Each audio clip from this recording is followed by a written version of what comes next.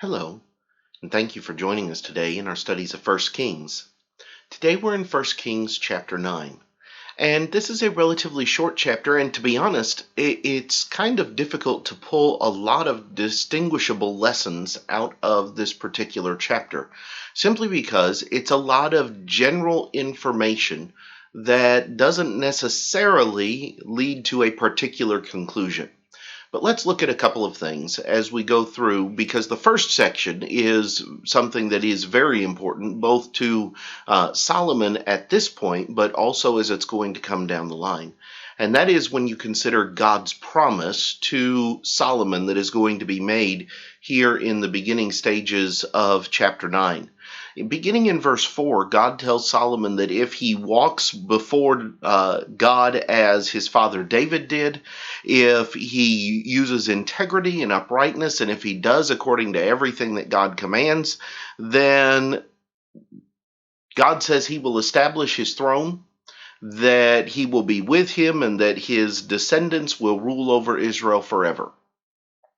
But he says, if you or your sons at all turn from following me, verse 6, then I am going to cut off Israel from the land which I have given them and this house which I have consecrated. So if you remember back into chapters 7 and 8, you have all of the preparations for the temple. You have Solomon's prayer. You have the things that Solomon says to the people. And God is going to come back and he's going to say, that's all well and good. And I accept it. And I have agreed to put my place here as far as the place for him to meet the people in worship and so on and so forth. But he says, Solomon, you need to understand something. You need to understand that if you want everything to continue going well in Israel, you have to remain faithful and loyal to me. He says, if you do that, I will take care of you, I will take care of your descendants, and things will continue to prosper on down the line. But if you do not, it is going to be such that I am going to make this place, as he puts it, I'm going to make this place a proverb and a byword among all peoples. In other words, people are going to look at Israel and they're going to say, I don't want to be like them, or look at what happened to them. He will make an object lesson of Israel.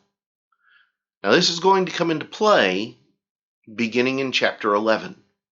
Because we're going to see a shift in Solomon at that point. But with all of that being said, God's promise here is one of loyalty.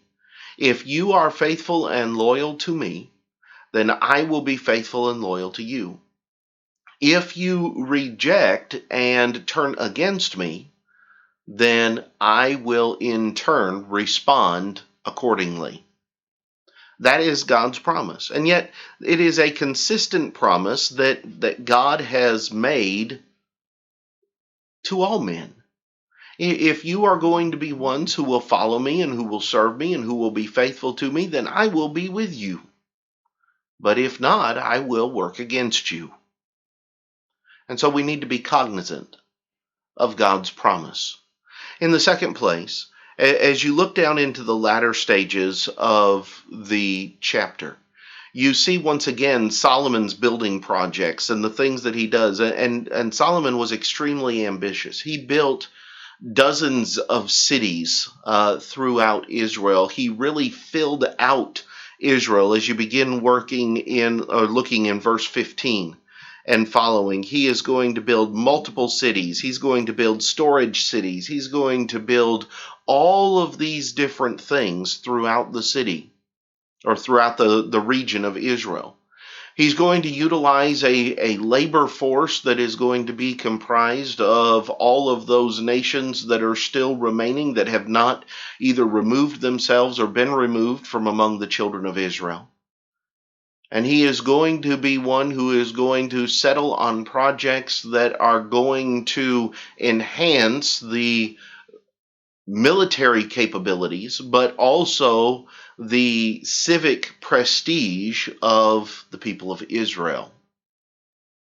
And then in the third place, we read at the end of the chapter of Solomon's fleet. Now, this is going to be a bit distinctive because beginning in verse 26, this is the only real time we read of the people of Israel having a fleet of ships that is going to be designed to give them an international reach. They're not warships, they're trade ships. And yet Solomon has this desire to reach out into the world in a way that has never been done before.